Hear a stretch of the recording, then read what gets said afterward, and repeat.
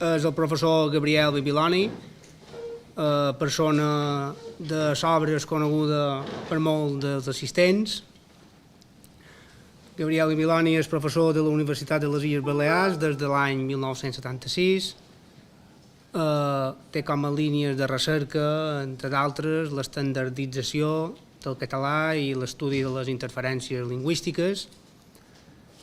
Té diverses publicacions, com El nom dels carrers de Palma, Llengua estàndard i variació lingüística, Els carrers de Palma, toponímia i patrimoni de la ciutat, que va ser Premi Miquel dels Sants Oliver, l'obra cultural balear, o El català de Mallorca, la fonètica. Ha exercit diversos càrrecs acadèmics, com secretari de la Facultat de Filosofia i Lletres, director del Servei Lingüístic de la Universitat de les Illes Balears o vicerector de la Universitat Catalana d'Estiu, entre d'altres. I també ha exercit altres càrrecs com ser membre fundador i vocal de la Societat Onomàstica, membre del Consell Assessor de la Gramàtica Catalana de l'IEC, membre del Consell Social de la Llengua Catalana de les Illes Balears o de la Comissió de Toponímia de l'Ajuntament de Palma o membre del Comitè d'Experts de l'Observatori de la Llengua Catalana. I ens parlarà d'usos lingüístics i normes d'ús. Endavant. Molt bé, moltes gràcies per la presentació i sobretot per la invitació a aquesta jornada. Per a mi és un plaer, no cal dir-ho, ser aquí. I escoltant la ponència precedent, veig que aquí hi haurà algunes repeticions de conceptes. Bé, farem un esforç per assumir que això no és un inconvenient greu, perquè canviar el guió a aquestes alçades és difícil. Per tant, parlarem d'usos lingüístics i normes d'ús. Començarem dient que qualsevol persona que tingui un repertori no unilingüe, és a dir, bilingüe, trilingüe o multilingüe, diguem també que per repertori en sociolingüística s'entén el conjunt de varietats, llengües o varietats sobre les quals una persona té competència. Una persona que sap només una llengua té un repertori monolingüe, una persona que en sap dues té un repertori bilingüe i a partir de 3 ja es parla de multilingüisme. El repertori no és només algunes llengües, sinó que pot ser un estàndard i un dialecte, més alguna altra llengua.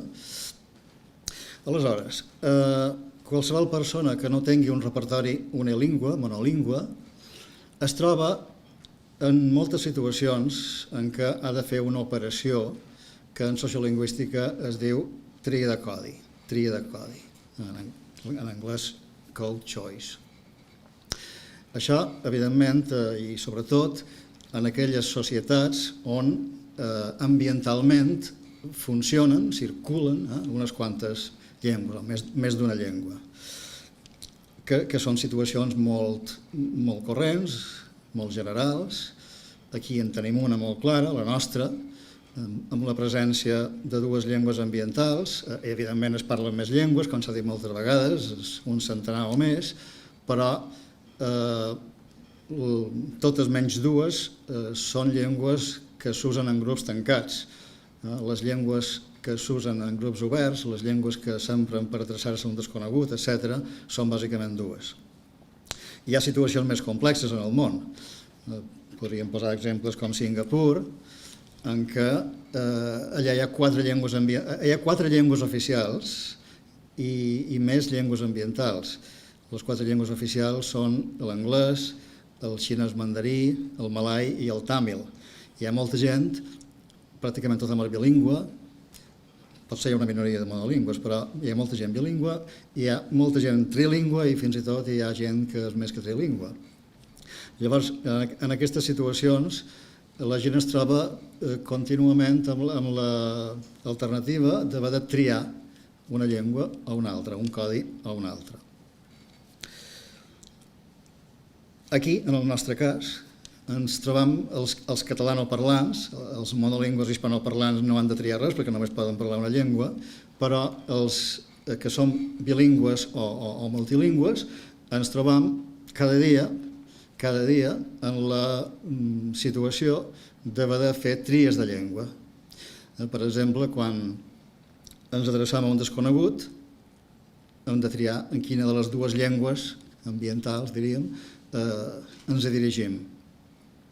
Quan algú ens interpel·la en espanyol, hem de triar en quina llengua li responem. I quan hem d'omplir un formulari de l'administració, hem de triar en quina llengua ho feim. I quan el botiguer posa un rètol, ha de triar en quina llengua el posa. I quan el botiguer, el que sigui, que té un negoci, ha d'imprimir uns papers, ha de triar en quina llengua ho fa. I quan ha de posar el rètol a la furgoneta, ha de triar i decidir en quina llengua ho fa. I el metge que omple un report mèdic ha de triar en quina llengua ho fa. I la persona que s'adreça a un policia ha de triar en quina llengua ho fa. I la persona que respon al jutge en un judici igualment. És a dir, ens trobam amb una gran quantitat de situacions en què hem de fer una tria de codi. I amb quins criteris es fan les tries de codi? No es fan a la babalana, no? Es fan seguint algun criteri, que són el que se'n diu les normes d'ús. Les normes d'ús, en qualsevol societat d'aquestes característiques, regeixen les tries de codi. Les normes d'ús, ja vaig repetint algunes coses que abans he sentit, les normes d'ús són part de les normes socials. I les normes socials són un element imprescindible perquè la societat funcioni. Sense normes no hi ha societat. Les normes socials, en general, poden ser escrites o no escrites. Les normes escrites se solen dir lleis o se solen dir normes jurídiques. Per exemple, hi ha una norma que diu que circulant hem de cedir el pas a la dreta. És una norma del Codi de Circulació i és una norma escrita.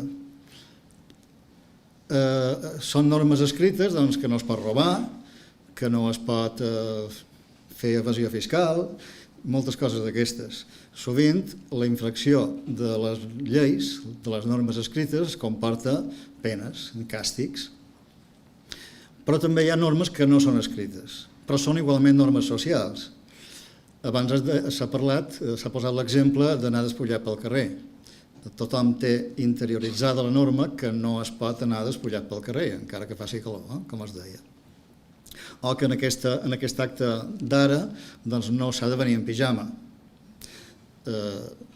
I ningú ho faria, perquè està establert que no s'ha de fer així. O que quan trepitges alguna persona has de dir perdó, o una cosa així. Això són normes socials no escrites, però que tots tenim assumides i que tots, més o menys, llevat que un sigui un mal educat, seguim.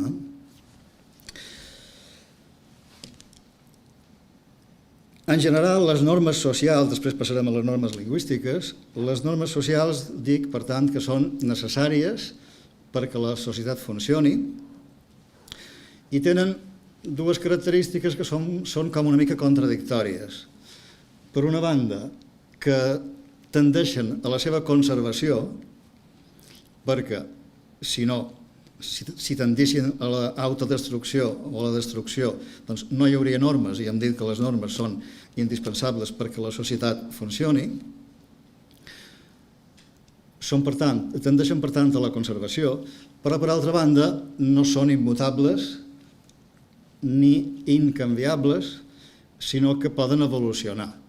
I no solament poden evolucionar, sinó que evolucionen i han d'evolucionar, perquè si no tampoc no hi hauria progrés, no hi hauria evolució.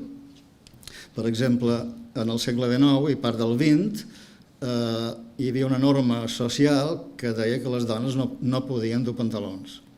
I quan va venir aquí George Sand, sabem el cas de George Sand, que va ser molt criticada, va ser un escàndol que quan la gent de Valldemossa la veia passejar pel carrer en pantalons. Aquesta norma ha evolucionat, ja no existeix, i per tant les normes tendeixen a la conservació, però no són immutables, eternes. I això crea un equilibri que permet que el sistema, diguem, funcioni.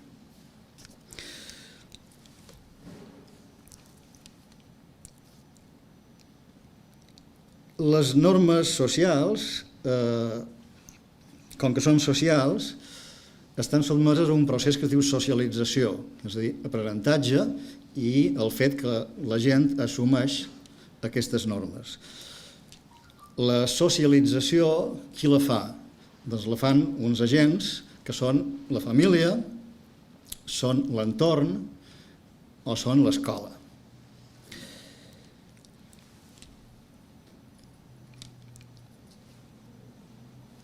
I passem ara a parlar de les normes lingüístiques, que són, com dic, una part de les normes socials. Les normes lingüístiques podem dir que n'hi ha dues classes. Unes, les que es refereixen al codi de la llengua, i unes altres que es refereixen a l'ús de la llengua. Per exemple, les normes ortogràfiques són normes que es refereixen al codi. Que una A du sempre accent greu i mai agut és una norma referent al codi, o que tal paraula s'escriu en bac, o que s'escriu en dièresi, o que el complement directe no du preposició, i en fi, tot el que es diu la normativa ortogràfica, gramatical i lèxica. Això són les normes aplicades al codi. I després hi ha les normes aplicades a l'ús. És allò de en quines situacions s'ha de parlar català, en quines s'ha de parlar espanyol, en quines s'ha de parlar una altra llengua, en quines s'ha de parlar la varietat estàndard, en quines situacions s'ha de parlar un dialecte geogràfic, etc.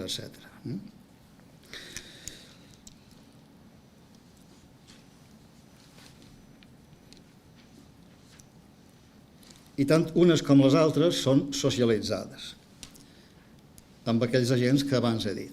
Per exemple, les normes ortogràfiques s'aprenen a l'escola i hi ha una sèrie de mecanismes que té la societat perquè la gent les segueixi, com pot ser suspendre un examen simplement. Després tornaré a parlar una mica d'aquesta qüestió. Sobre les normes d'ús i sobre l'ús lingüístic, Lluís Vicent Aracil, un dels pares de la sociolingüística catalana, va exposar unes idees que són molt interessants. Ell diu que hi ha dos tipus d'ús lingüístic i, per tant, hi ha dos tipus de normes lingüístiques. El que ell diu ús lingüístic convencional i el que ell diu ús lingüístic intencional, intencional amb C d'intenció. L'ús lingüístic convencional és aquell que segueix la major part de la gent, quasi la totalitat de la gent. I l'ús lingüístic intencional és aquell ús que segueix molt poques persones, una minoria molt reduïda, amb unes intencions determinades. I això es pot aplicar tant a les normes que fan referència al codi com les normes que fan referència a l'ús. Sobre les normes que fan referència al codi, posem, per exemple, que la paraula al·lucinar o al·lucinació s'escriu en bac. Així és com surt, així és com apareix a tots els diccionaris. Jo, per exemple, l'escric, he dit en bac? No, m'he equivocat, evidentment. Això és un lapsus, No era intencional. La paraula al·lucinar i al·lucinació s'escriuen sense H, volia dir.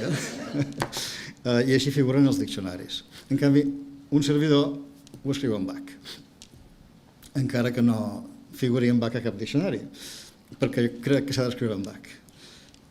Per la mateixa raó que s'ha d'escriure amb L geminada o per la mateixa raó que s'escriu en bac, home o hivern. I perquè totes les llengües del món que tenen aquesta paraula l'escriuen en bac. Això és un ús intencional. En canvi, escriure-ho sense H és un ús convencional.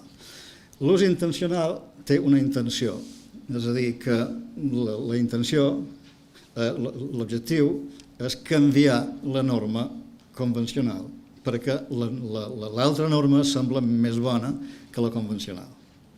És allò que dèiem de l'evolució de les normes i el progrés. I aquesta distinció també entre usos convencionals i usos intencionals s'aplica a les normes que fan referència a l'ús de les llengües o de les varietats. Per exemple, la norma convencional diu que, bé, posarem un exemple, tu vas conduint per la carretera i t'atura una persona vestida de verd, un guàrdia civil t'atura i t'interpel·la. Hi ha un 99,9999 possibilitats que la interpel·lació d'aquest senyor sigui en espanyol, no? Aleshores, tu li respons. Tu li respons seguint una norma. Quina és la norma convencional? Què fa el 99% de la gent, el 99,9% de la gent, en aquest cas, respon en espanyol perquè és la norma convencional. En canvi, si algú respon en català, això tindríem un ús intencional, que respon a la creença i la voluntat que s'ha de canviar la norma convencional. O quan anem dins un avió fent un vol de Palma a Berlín i hem d'adreçar-nos a una hostessa per demanar-li aigua o cacauets, el que sigui, en quina llengua se sol fer normalment? El 99% de la gent en quina llengua ho fa en aquests casos? Doncs diria que en espanyol. En canvi, una alternativa, que seria una norma intencional, un ús intencional, seria fer-ho en anglès, perquè tu pots pensar, segur que l'entén en anglès. I això seria rompre una mica l'esquema convencional. Bé, aquesta distinció, per tant, és molt útil, aquesta distinció d'Aracil entre ús convencional i ús intencional. I un altre aspecte que també toca Aracil és el control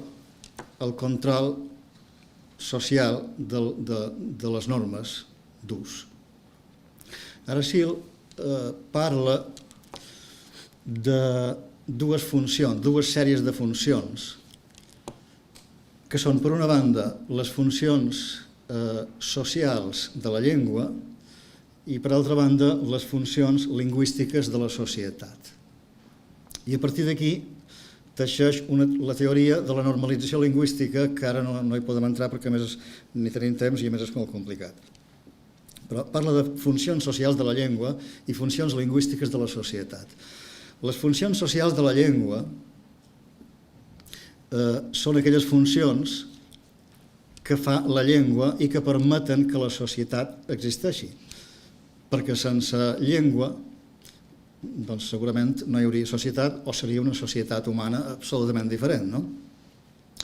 Llavors, les funcions socials de la llengua són, com ja se sap, això és una cosa bastant coneguda, bàsicament dues, podríem dir, que són la comunicació, transmetre informacions, transmetre desitjos, transmetre sentiments, això podríem englobar-ho dins el concepte general de comunicació, la comunicació, i d'altra banda la funció de mantenir identitats col·lectives. Les llengües són un element que permet l'existència d'identitats col·lectives. Això són funcions socials de la llengua. És a dir, aquelles funcions que fa la llengua que permet que existeixi la societat. Però també es pot mirar a l'enrevés. Hi ha les funcions lingüístiques de la societat, que són aquelles funcions que fa la societat que permeten que la llengua existeixi. I una d'aquestes funcions lingüístiques de la societat és el control lingüístic. I concretament, ja que en parlem ara, el control de les normes socials. Abans deia que les normes socials són, com que són socials, s'han de socialitzar han de ser assumides per tothom, han de ser apreses i, a més, la societat les ha de controlar que funcionin. La mateixa societat fa que funcionin. I ho fa, com deia abans, començant per la família, que abans les famílies, quan algú s'apartava de la norma, el corregien, ara crec que ja no ho fan, però quan jo era petit, si algú deia esteim i esteis, els pares deien, no se diu esteim, se diu estam. Crec que ara això ja no funciona gaire, però bé, en principi la família és un agent de control de la norma, o és l'escola, és allò que deia abans, que si tu fas falta d'ortografia seràs suspès, o si tens algun defecte de pronunciació seràs corregit i potser seràs criticat i ridiculitzat. Una persona que no sàpiga fer la R, que no sàpiga pronunciar la R o un altre so, segurament serà ridiculitzada pel seu entorn, pels seus companys d'escola, i això és un mecanisme de control social que permet que aquella persona redreci aquest comportament anòmal, diguem. Ara funciona al revés, per desgràcia. Aquells al·lots que a l'escola parlen amb una fonètica impecable, amb una L correcta, amb una L palatal correcta, doncs són, en alguns entorns, no per tot, són criticats o ridiculitzats i això fa que aquesta gent tendeixi a sortir de la minorització, diríem, i ser com els altres. Tot això és com funciona el control social de les normes lingüístiques. I ara m'interessa parlar de dues normes d'ús lingüístic que em sembla fonamentals, tan fonamentals que crec que el futur de la llengua depèn d'aquestes dues normes, de com evolucionin aquestes dues normes. La primera norma d'ús lingüístic és aquella que diu quan algú t'interpel·li en espanyol, tu li respons en espanyol. Això seria la norma convencional. Això és una norma que l'aplica jo crec que pràcticament tothom. No tothom, sinó quasi tothom. Alguns no ho feim, però la immensa majoria de la gent té aquest comportament, regit per aquesta norma. Si a tu algú te parla en espanyol, tu respons en espanyol i se fa bastant automàticament. Es pot fer algun raonament, però crec que en la majoria de casos és una conducta automàtica, perquè és apresa, perquè és socialitzada. I jo diria que aquest ús convencional, aquesta norma, funciona d'ençà de sempre, d'ençà del mateix moment que la nostra societat es va bilingüitzar, que és un procés llarg, que no es va fer en un dia, que va començar cap al segle XVI amb les elits aristocràtiques, les elits socials, que eren els nobles, que en aquell moment eren els únics que consumien i produïen cultura. En el segle XVI els nobles comencen a bilingüitzar-se i a consumir i a produir literatura, etc., en espanyol. Però el gruix de la societat se va bilingüitzar en època molt recent. Els meus 4 avis tots eren monolingües. N'hi havia un, per ser que sabia una mica d'espanyol, però els meus 4 avis, que són nascuts a principis del segle XX, tots eren monolingües, no sabien espanyol.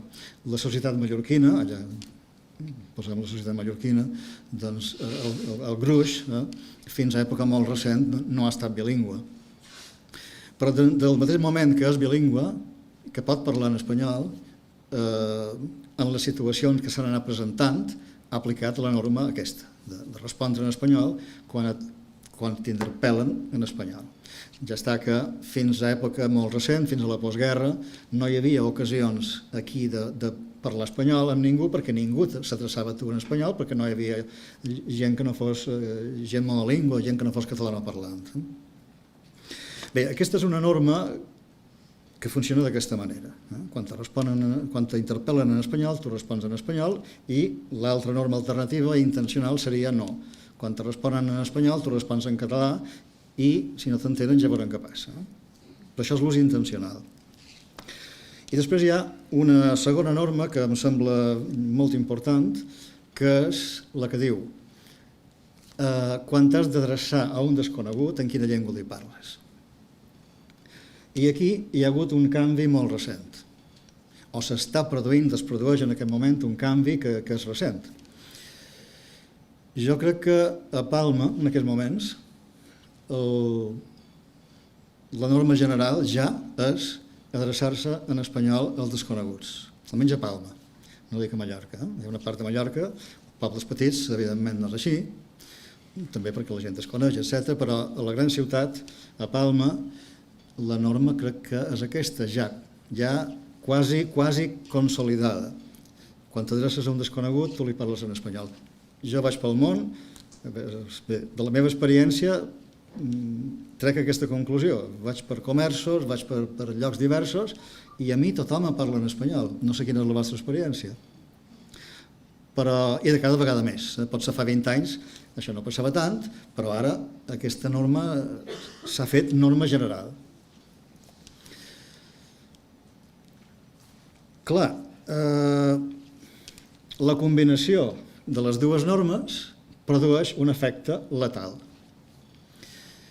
Perquè, clar,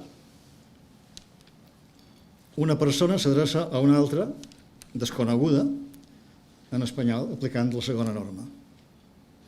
I l'altra persona, la persona interpel·lada, aplica la primera norma, que diu que si a tu te parlen en espanyol, respons en espanyol. I ja tenim que en aquest moment s'estan produint milers de converses en espanyol entre persones que són tots dos catalanoparlants. I això produeix un efecte d'invisibilització de la llengua que pareix que no existeix, però que existeix, evidentment, però pareix que no existeix perquè està invisibilitzada. I això porta a la reculada importantíssima de l'ús social del català. I aquest segurament és el drama més gros que tenim en aquest moment. La desaparició de la llengua de l'àmbit del carrer. Fins i tot crec que hi ha hagut casos, es poden formar parelles que es coneguin d'aquesta manera, parlant en espanyol, després descobreixin que tots dos són catalanoparlants, quan apareix la mare o el pare, no? Però ja han creat una relació en espanyol que pot durar i fins i tot pot donar lloc a la transmissió familiar de l'espanyol als fills.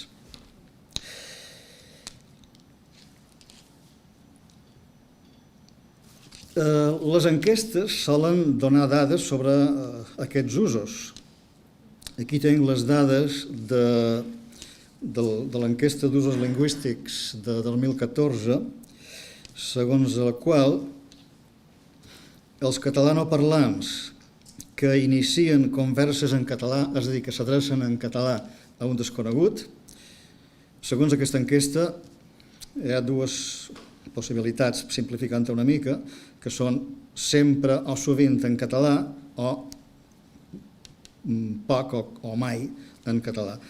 Que s'adrecen en català a desconeguts sempre o sovint és un 59% i poc o mai és un 40%.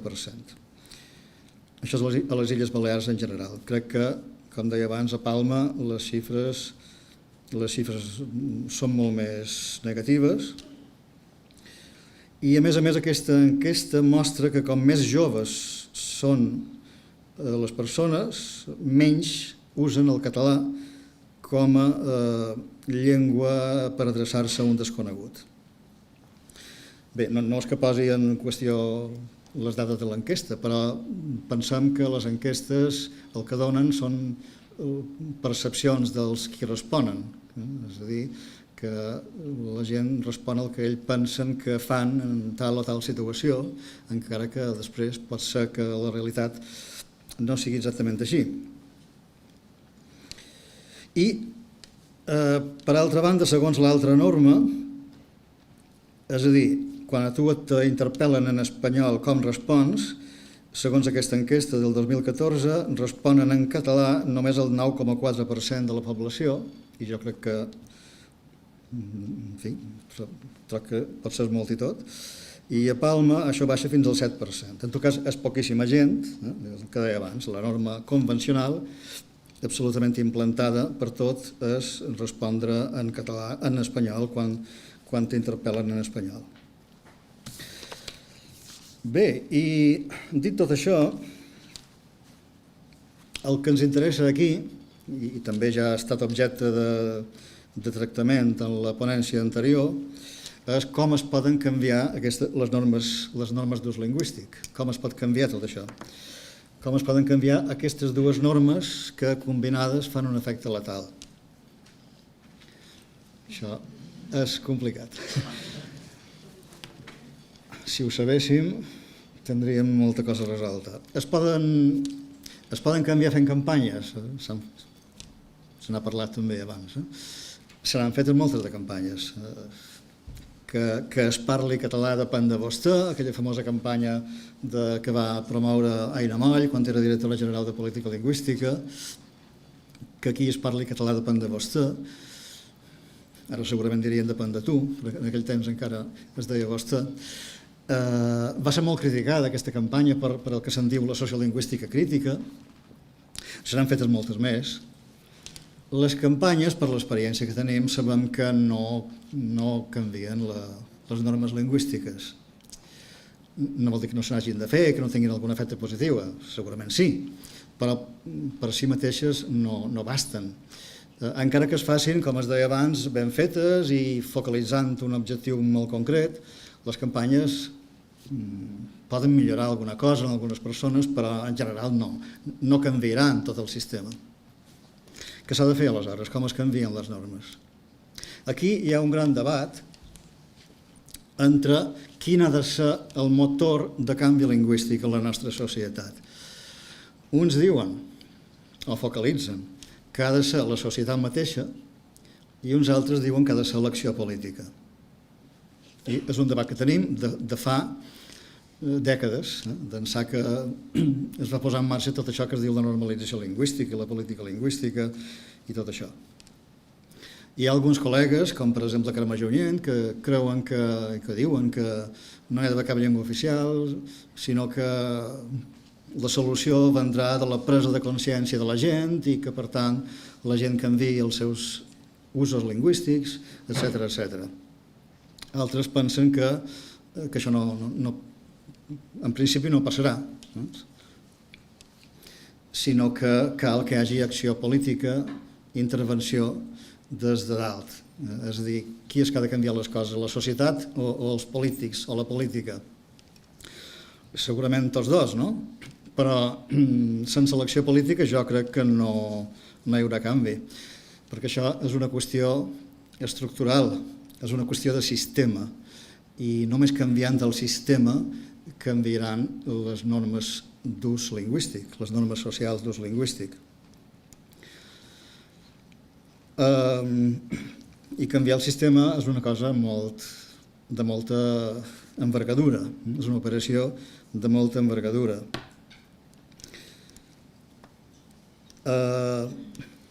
Canviar el sistema vol dir canviar radicalment l'estatus del català i correlativament l'estatus de l'espanyol, crear un nou estatus en què s'acompleixin una sèrie de condicions. I ara ja estic parlant una mica de la normalització lingüística, de què és la normalització lingüística. Crec que me queda poc temps, per tant, crec que hauré d'anar resumint i simplificant. Crec que per canviar el sistema s'han de donar una sèrie de condicions per damunt de tot. Primera condició, que el català ha de ser la llengua que sàpiga tothom. Que la gent pot saber les llengües que vulgui, com més se'n sàpiguen, sempre ho dèiem, com més llengües se sàpiguen, millor. Però el català ha de ser, aquest és l'objectiu de normalització, i per tant per canviar les normes, el català ha de ser l'única, posa èmfasi en única, en l'única llengua que sàpiga tothom. Quan el català sigui l'única llengua que sàpiga tothom, també el que ha de passar és que aquesta llengua que sabrà tothom sigui la llengua d'intercomunicació general i neutra en la nostra societat. Perquè sigui la llengua d'intercomunicació general i neutra, prèviament ha de ser la llengua que sàpiga parlar tothom. I dic, i l'única que sàpiga parlar tothom, perquè si hi ha una altra llengua que sap parlar tothom, com l'espanyol, i a més té la potència que de per si ja té, tot continuarà igual. El català continuarà sent, l'espanyol continuarà sent la llengua general d'intercomunicació que és ara. Això s'ha de canviar completament. I ja està, és això. És a dir, aconseguir que el català sigui la llengua comuna que sàpiga tothom i que les relacions entre tothom, entre catalanoparlants, hispanoparlants, marroquins, senegalesos, romanesos, etc., que la llengua d'intercomunicació general entre tots sigui el català. Aconseguit això, haurem aconseguit el que se'n diu normalització lingüística. La normalització lingüística és això, és fer del català la llengua de tothom i la llengua del carrer, la llengua dels desconeguts, la llengua en què et responen en què respons quan t'interpel·len en una altra llengua. I ara ve la pregunta del milió, no? I això com s'aconsegueix? Bé, doncs és un canvi de sistema, és un canvi estructural, és un canvi polític. Ja podeu imaginar que, bé, jo penso que sense canvis polítics dràstics això no s'aconseguirà. Els governs autonòmics de les Illes Balears, del Principat, les direccions generals de política lingüística poden fer moltes coses, poden millorar la situació del català, però això que en dèiem normalització, és capgirar tot el sistema i establir les condicions que deia ara mateix, això no ho poden aconseguir unes administracions autonòmiques. Per això fa falta un estat. Per crear aquestes condicions fa falta un estat. I no vol dir que tenint un estat això s'aconseguís, perquè hi ha exemples d'estats que no han, alguns, pocs, a Irlanda, sempre surt Irlanda, hi ha alguns exemples d'estats que, tot i tenir la força i la potència d'un estat, no han normalitzat les llengües que se suposava que havien de normalitzar. Però la majoria d'estats constituïts com a estats, a partir de situacions de subordinació lingüística, sí que han pogut capgirar la situació. Però bé, això és un altre tema. Això seria tema d'una altra conferència, que és la normalització lingüística, com s'hi arriba i quines condicions polítiques i socials fan falta per arribar-hi. Aquí només volia parlar de les normes d'ús i de la importància que té les dues normes que he dit bàsicament i la importància de capgirar-ho. D'acord, doncs moltes gràcies.